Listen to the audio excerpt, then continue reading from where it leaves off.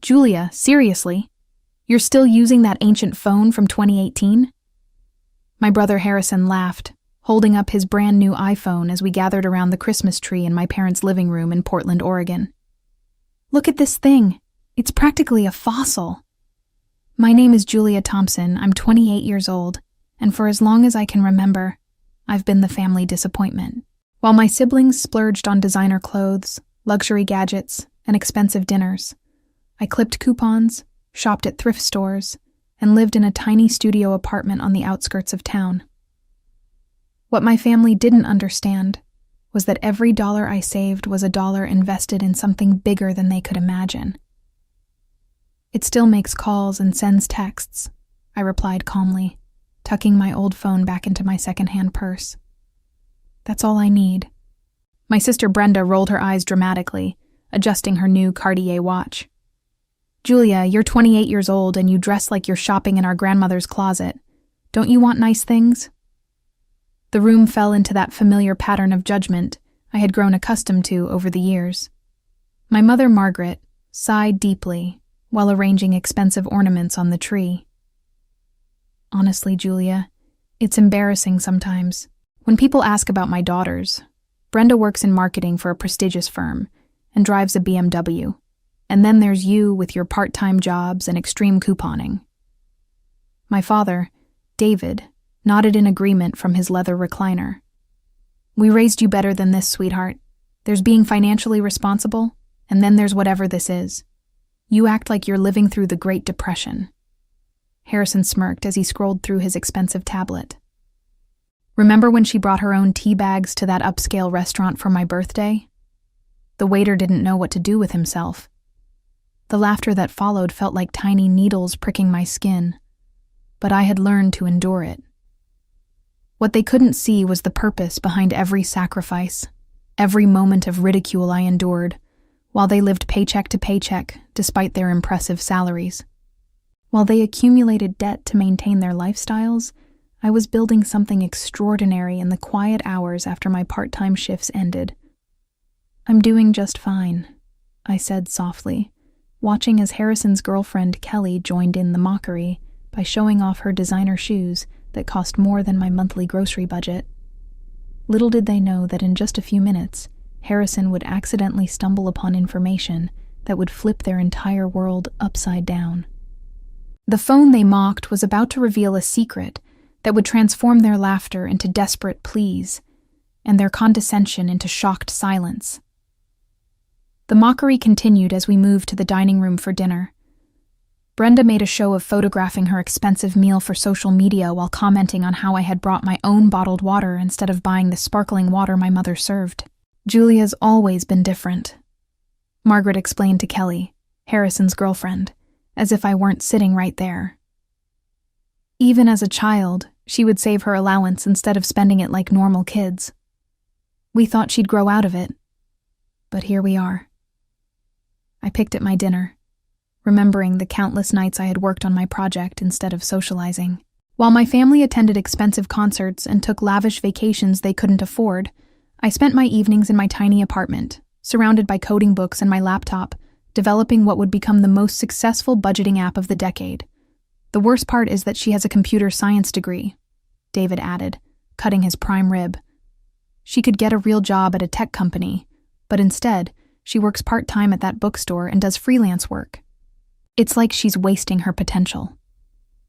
What they didn't know was that my freelance work was actually the development and maintenance of FrugalSmart, an app I had created that helped millions of people manage their finances better.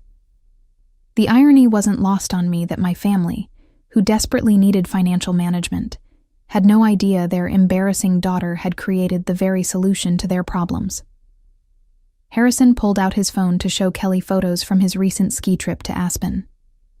This cost me $8,000, but you only live once, right? He glanced at me with pity. Julia probably thinks I'm crazy for spending that much on a vacation. I think you should spend your money however makes you happy, I replied honestly. What I didn't add was that his $8,000 vacation was less than what I earned in passive income each day from my app. Kelly looked at me curiously. What kind of freelance work do you do, Julia? App development, I said simply, not wanting to elaborate. The truth was too complex and too unbelievable for this crowd. Oh, like making little games? Brenda asked dismissively. That's cute. Margaret shook her head sadly. We keep hoping she'll meet a nice man with a stable career who can take care of her properly. Someone who can show her what it's like to live a little. The conversation continued around me, each comment adding to the mountain of assumptions they had built about my life. They saw my thrift store clothes and secondhand furniture and concluded I was struggling. They saw my modest lifestyle and assumed I was failing. What they couldn't see was the empire I had built from my laptop, one line of code at a time. After dinner, we gathered in the living room to exchange gifts. I watched as my family opened expensive presents they had bought for each other on credit cards they were still paying off from previous year's celebrations. My gifts, while thoughtful, were modest by comparison. Homemade cookies, a book I had found at an estate sale, and a scarf I had knitted myself. These cookies are actually really good, Harrison admitted, taking a third one. Did you use that ancient oven in your apartment? The same one, I nodded, amused by how he couldn't conceive that someone might choose to live simply rather than be forced to by circumstances. As the evening wound down, Harrison excused himself to use the bathroom. My phone, which I had left charging on the kitchen counter, buzzed with notifications. Without thinking, Harrison picked it up, probably intending to hand it to me, but the screen lit up with my banking app still open from earlier, when I had checked my account balance. I watched from the living room as his face went through a series of expressions: confusion, disbelief, and then complete shock. He stared at the screen for a long moment, his mouth slightly open, before looking toward the living room where I sat. "Julia," he called out, his voice strangely hollow. "Can you come here for a second?" The tone of his voice made everyone in the living room look up. Margaret and David exchanged glances, probably expecting Harrison to share another story about my frugal habits. Brenda continued scrolling through her phone, and Kelly looked mildly curious. I walked into the kitchen, already knowing what Harrison had seen. My banking app displayed my current account balance, $12,347,892.73. Below that were notifications about my daily earnings from FrugalSmart, my investment portfolio updates, and transfer confirmations from my business accounts. "Is this real?" Harrison whispered, holding up my phone with trembling hands. "This can't be real." I took my phone from him calmly. "What are you talking about?" "The money, Julia. There are $12 million in your account. $12 million. His voice cracked slightly. "How is that possible?" The living room had gone completely quiet. I could feel everyone's attention turning toward the kitchen, sensing that something significant was happening, but not yet understanding what. Harrison's face had gone pale. "All this time, we thought you were struggling, that you were too proud to ask for help, that you needed us to worry about you. But you're rich. You're actually rich." The moment hung in the air like a soap bubble about to burst. I could hear my mother's sharp intake of breath from the living room, could sense the shift in the atmosphere as Harrison's words sank in. This was the moment everything would change. The moment my carefully maintained secret would explode their preconceptions and reveal the truth they never bothered to discover. "What did you just say?" Margaret's voice cut through the silence as she appeared in the kitchen doorway, David and Brenda close behind her. The color had drained from her face as she looked between Harrison and me. Harrison held up my phone again, his hands still shaking. "Mom, Dad, you need to see this. Julia has $12 million. $12 million. The kitchen erupted into chaos. Brenda pushed past everyone to grab my phone, her eyes widening as she saw the account balance. "This has to be fake. There's no way." "Julia, is this some kind of joke app?" "Give me that," David demanded, snatching the phone from Brenda's hands. His reading glasses slipped down his nose as he studied the screen. "These numbers, These can't be real. I stood calmly in the center of the storm, watching as my family processed information that contradicted everything they believed about me. Margaret gripped the kitchen counter, her knuckles white. Julia, explain this right now. Where did this money come from? I developed an app, I said simply. It's been quite successful. An app? Harrison's voice pitched higher. What kind of app makes $12 million? A budgeting app called Frugal Smart. Maybe you've heard of it. The silence that followed was deafening. I watched as recognition dawned on their faces. Frugal Smart wasn't just any app. It was the app that had been featured on every major financial news show, the one that had disrupted the personal finance industry, the one that celebrities and financial experts recommended. Brenda's mouth fell open. You're telling me that you created Frugal Smart? The app that Oprah talked about? The one that was on the cover of Time magazine? The same one, I confirmed, taking my phone back from David's limp grasp. Margaret stumbled backward, catching herself against the wall. But you live in that tiny apartment. You shop at thrift stores. You clip coupons like some kind of person who understands the value of money, I finished. The app teaches people to live below their means, to save and invest wisely. I practice what I preach. Harrison ran his hands through his hair, pacing in the small kitchen. All this time, while we were giving you advice about getting your life together, you were sitting on $12 million? While you were laughing at my lifestyle choices and calling me an embarrassment, I corrected. Yes. David's businessman facade cracked completely. Julia, honey, if we had known... You would have treated me differently, I interrupted. Which is exactly why I didn't tell you. Kelly, who had been silent through the entire revelation, finally spoke up. So when Harrison spent $8,000 on that ski trip, you could have paid for it without even noticing? I nodded. I make more than that in daily passive income from the app. The room fell silent again as the implications sank in. Every joke about my old phone, every comment about my thrift store clothes, every expression of pity for my supposed financial situation, all of it had been based on complete ignorance of my actual circumstances. Brenda's expression shifted from shock to something calculating. Julia, this changes everything. We're family. Families should support each other. I raised an eyebrow. Support each other?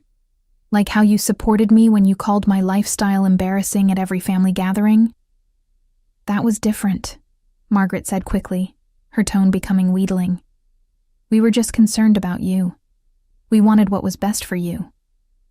What's best for me apparently wasn't good enough for you, I replied, until you found out it came with a bank balance you approved of. The transformation in my family's behavior was immediate and nauseating to watch. Within minutes of discovering my wealth, the same people who had spent years mocking my choices were suddenly full of praise and newfangled concern. You know what, Julia?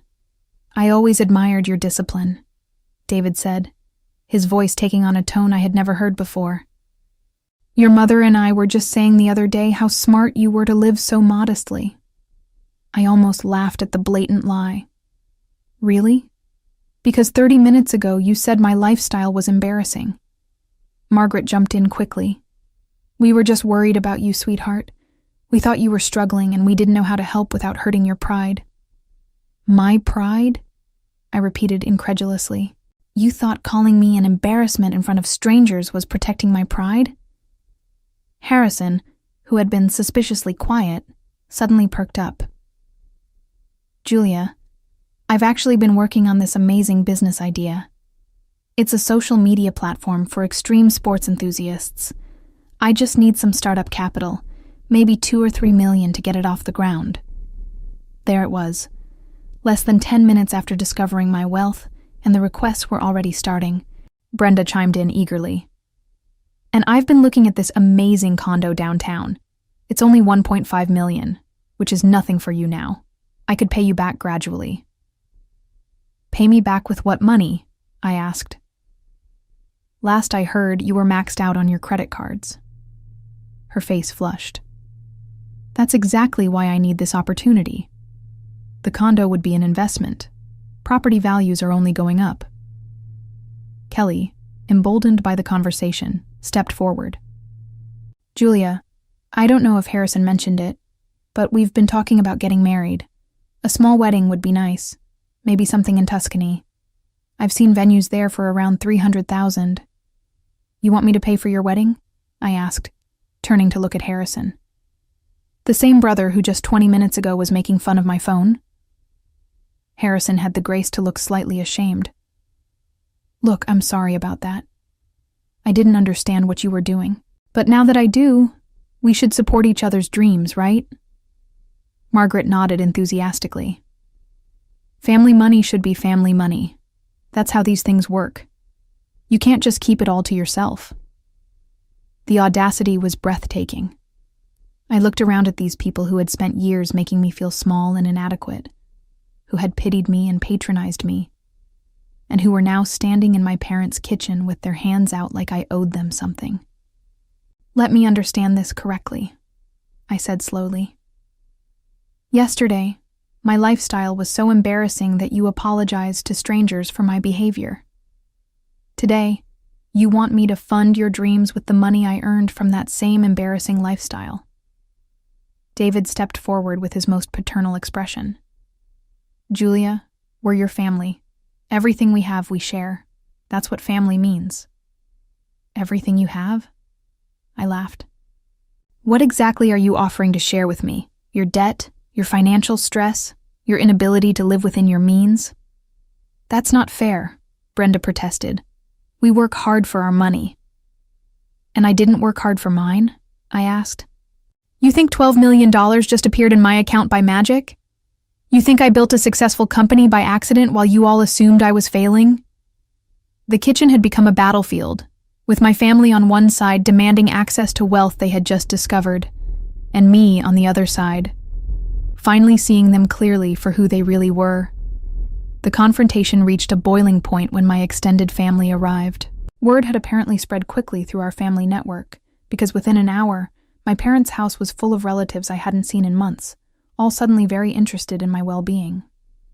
Uncle Robert, who had always treated me like the family failure, was now patting me on the back and calling me kiddo, like we had always been close. "Julia, I've got this fantastic investment opportunity in renewable energy. It's a sure thing, and I know you'd want to get in on the ground floor." Cousin Patricia, who had made snide comments about my thrift store wardrobe at the last family reunion, was now gushing about how authentic and grounded I was. "I've always said you were the smartest one in the family. I have this online boutique that just needs a little capital injection to really take off." My grandmother, who had arrived in what must have been record time, sat me down on the couch and took my hands in hers. "Julia, dear, I'm so proud of you. I always knew you were special. Now, your grandfather and I have been struggling a bit with the medical bills, and I was wondering—" I stood up abruptly, unable to listen to another word.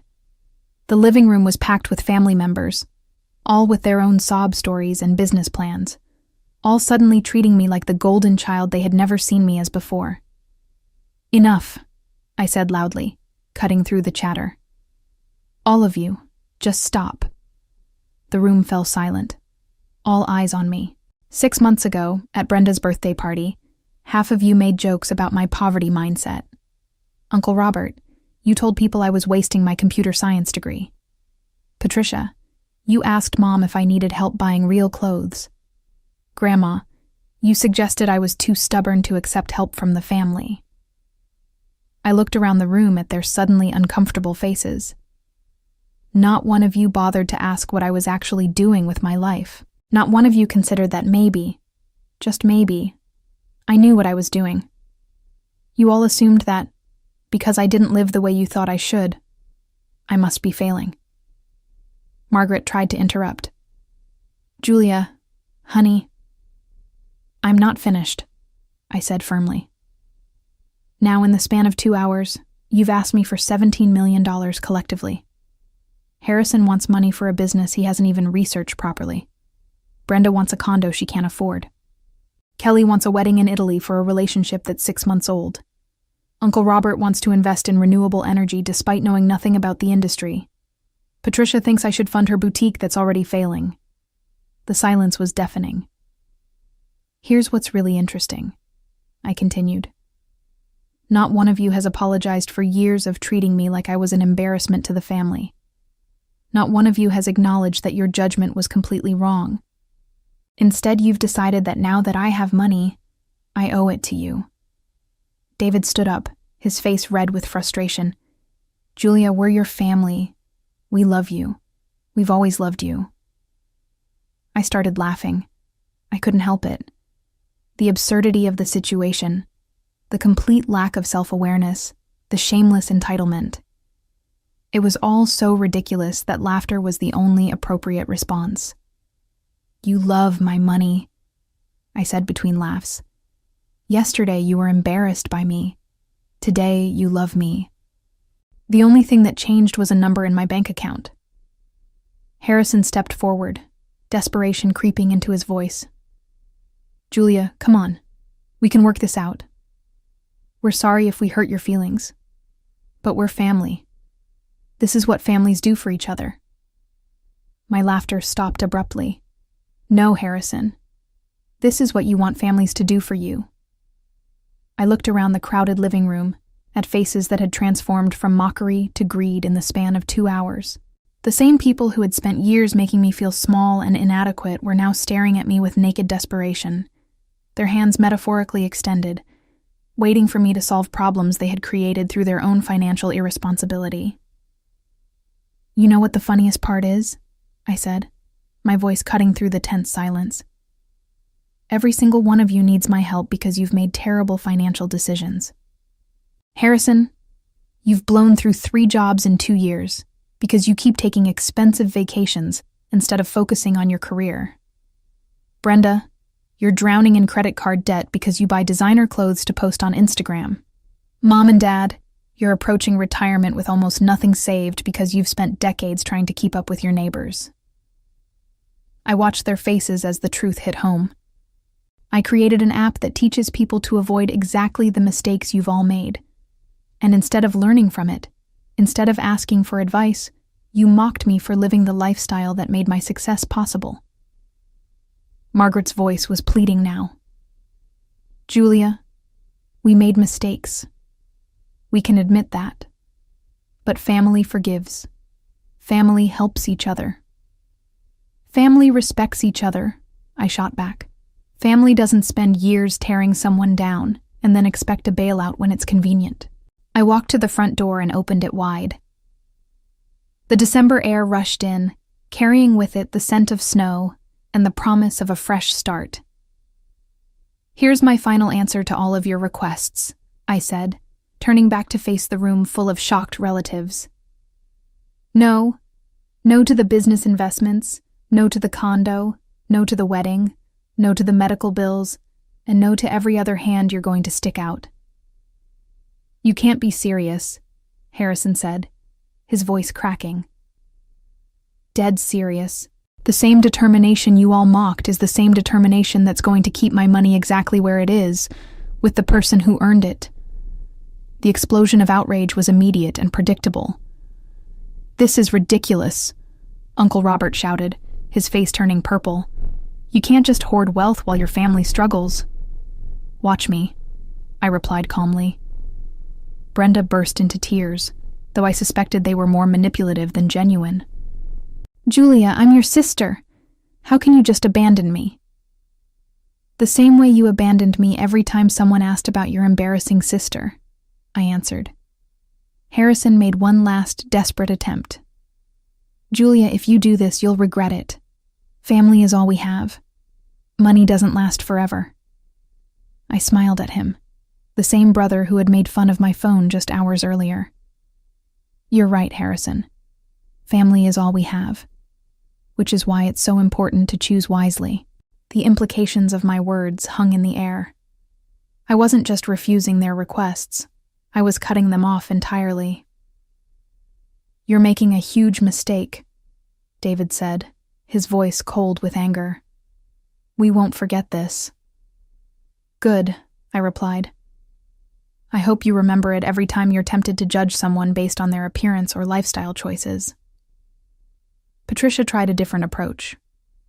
"Julia, think about what your success could mean for the whole family. We could all be better together." "We could have been better all along," I said. "But you chose mockery over support, judgment over curiosity, and assumptions over actual conversation. That was your choice.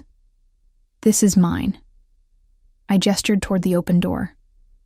"I have work to do. My app won't manage itself, and unlike some people, I believe in earning what I have." One by one, they filed out, their faces showing various combinations of shock, anger, and disbelief. Harrison was the last to leave, pausing at the door to look back at me. "This isn't over, Julia." "Yes," I said, closing the door firmly behind him. "It is." In the months that followed, my family faced the harsh consequences of their years of poor financial decisions and cruel treatment. Harrison's attempt to launch his extreme sports social media platform failed spectacularly when investors realized he had no actual business plan beyond people like extreme sports. He burned through his remaining savings trying to convince venture capitalists to fund his half-baked idea, ultimately having to move back in with our parents when he couldn't make rent. Brenda's financial situation deteriorated rapidly without the bailout she had expected, forcing her to declare bankruptcy and move into a studio apartment while working 2 part-time jobs to pay off her massive credit card debt. Margaret and David discovered that their retirement dreams were impossible without my financial support, requiring them to continue working well into their 70s while watching their friends enjoy the golden years they had assumed my money would provide. The extended family members who had shown up with their hands out found themselves dealing with their own financial crises without the safety net they had taken for granted, learning too late that entitlement and poor planning make for a toxic combination. As I sat in my home office that evening, surrounded by the same modest furnishings that had once been a source of family shame, I reflected on how their mockery had ultimately strengthened my resolve and sharpened my focus on what truly mattered. The revenge wasn't in denying them money. It was in proving that the lifestyle they had ridiculed was actually the foundation of genuine success and happiness.